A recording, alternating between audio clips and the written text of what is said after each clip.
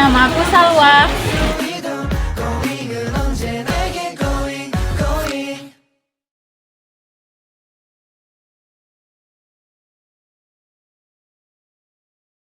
Jadi, di sini saya akan menjelaskan apa itu OGI. OGI atau Organisasi Kerjasama Islam adalah sebuah organisasi internasional dengan 5-7 negara anggota yang memiliki seorang perwakilan tetap di PBB. OGI didirikan di Rabat, Maroko pada 25 September 1969. Dalam pertemuan pertama, para pemimpin dunia Islam yang diselenggarakan sebagai reaksi terhadap terjadinya peristiwa pembakaran Masjid Al-Aqsa. Selanjutnya, saya akan menjelaskan mengenai latar belakang berdirinya organisasi OGI. Berdirinya organisasi ini dipicu oleh peristiwa pembakaran Masjid Al-Aqsa yang terletak di kota Al-Quds atau Yerusalem pada tanggal 21 Agustus 1969. Serangan tersebut dilakukan oleh warga negara Australia bernama Dennis Michael Roth. Peristiwa pembakaran tersebut menimbulkan reaksi keras dunia, terutama dari kalangan umat Islam. Saat itu dirasakan adanya kebutuhan yang mendesak untuk mengorganisir dan menggalang kekuatan dunia Islam serta mematangkan sikap dalam rangka mengusahakan pembebasan Al-Quds. Di samping itu, Israel menduduki wilayah Yerusalem, serta Israel menduduki Arab yang menyebabkan terjadinya Perang Arab-Israel pada tahun 1967 atau 12 Rajab 1389 Hijriah di Rabat, Maroko.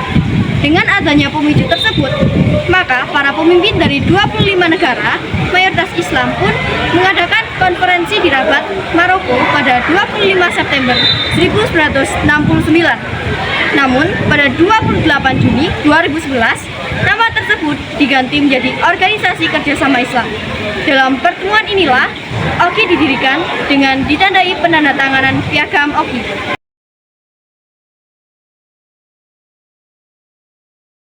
Nah, jadi OGI sendiri didirikan dan diperkasai oleh Raja Hussein II dari Maroko dan juga Raja Faisal dari Arab Saudi. Selain itu, memiliki sekretaris jenderal yang berkedudukan di Arab Saudi. OGI juga memiliki beberapa tokoh. Yang pertama, pemimpin dunia Islam. Yang kedua, Menlu RI sebagai utusan khusus OGI. Menlu RI tersebut merupakan Retno Lestari Priyansari Marsudi yang berasal dari Indonesia. Peran Retno sendiri dalam OGI yaitu yang pertama, menekankan hak-hak perempuan untuk memperoleh pendidikan bagi perempuan di Afghanistan. Kedua, solidaritas untuk memajukan hak perempuan di negara manapun khususnya di Afghanistan. Dan yang ketiga, menyerukan negara-negara OGI agar bersatu untuk membela keadilan dan kemanusiaan. Selanjutnya ada tujuan didirikannya OGI. Yang pertama, meningkatkan kerjasama dan solidaritas antar negara anggota OGI.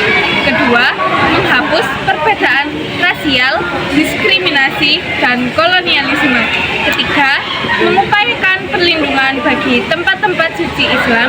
Dan yang keempat, mendukung perjuangan rakyat Palestina untuk mendapatkan hak pembentukan negara merdeka dan berdaulat.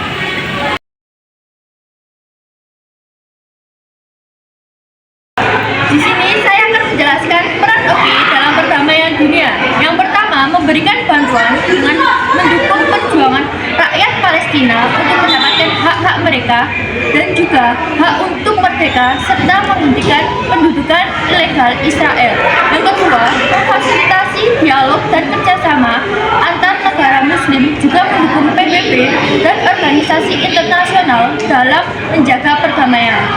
Yang nomor tiga, melindungi tempat-tempat suci umat Islam di seluruh dunia, termasuk Masjid Al-Aqsa di Yerusalem. Tidak hanya melindungi secara fisik, tapi juga penghancuran. Yang nomor empat, mendorong solidaritas dan persatuan antar negara-negara anggotanya, seperti membantu dalam menghadapi tantangan global. Peran OGI dalam perdamaian dunia yang kelima yaitu OGI menjadi platform untuk mengkoordinasi kebijakan luar negeri, kerjasama, dan bantuan kemanusiaan untuk memperkuat hubungan antar negara-negara Islam. Yang keenam, membawa isu-isu forum-forum internasional seperti PBB, Uni Eropa, ASEAN. menuntut solusi untuk menghentikan kekerasan dan pelanggaran HAM.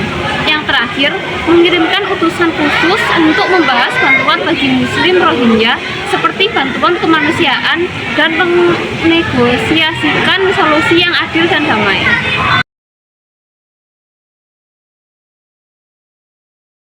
Selanjutnya, saya akan menjelaskan peranan Indonesia dalam OKI. Yang pertama, hadir dalam KTT di Rabat. Indonesia menjadi salah satu dari 24 negara yang menghadiri KTT di Rabat, Maroko, yang menjadi awal berdirinya OKI. Pada tahun-tahun awal, peran Indonesia di OKI masih sangat terbatas. Keanggotaan Indonesia di OKI sempat menjadi perdebatan, baik di kalangan OKI maupun di dalam negeri. Yang kedua, gagasan tata informasi baru dunia Islam. Indonesia mempelopori gagasan perlunya tata informasi baru dunia Islam yang bertujuan untuk mengimbangi dominasi Barat atas informasi dunia. Hal ini dikemukakan dalam Konferensi Menteri-Menteri Penerangan OKI tahun 1988. Peran selanjutnya yaitu yang ketiga, Indonesia memberi dukungan bagi berdirinya negara Palestina yang merdeka dan berdaulat dengan Yerusalem sebagai ibu kotanya. Dukungan dilanjutkan dengan pembukaan hubungan diplomatik antara pemerintah RI dan Palestina pada tanggal 19 Oktober 1989. Yang keempat, Ketua Komite of Six. Peran aktif Indonesia di OKI yang menonjol adalah saat tahun 1993. Indonesia menerima mandat sebagai Ketua Komite of Six. Indonesia bertugas memfasilitasi perundingan damai antara Moro National Liberation Front atau MNLF dengan pemerintahan Filipina. Selanjutnya, peran Indonesia dalam OKI yang kelima yaitu sebagai tuan rumah konferensi tingkat menteri atau KTM OKI ke-24. Indonesia menjadi tuan rumah konferensi tingkat tinggi KTM OKI ke-24 di Jakarta pada tahun 1996. KTM ini dilaksanakan tanggal 9 sampai 13 Desember 1996. Fokus pembicaraannya menyangkut citra Islam dunia internasional. Yang keenam, tuan rumah konferensi tingkat tinggi OKI 2014 Indonesia menjadi tuan rumah konferensi tingkat tinggi OKI 2014 yakni di Jakarta. Ketujuh, Indonesia juga aktif dalam memperkenalkan Islam sebagai agama yang menjunjung tinggi perdamaian dan toleransi.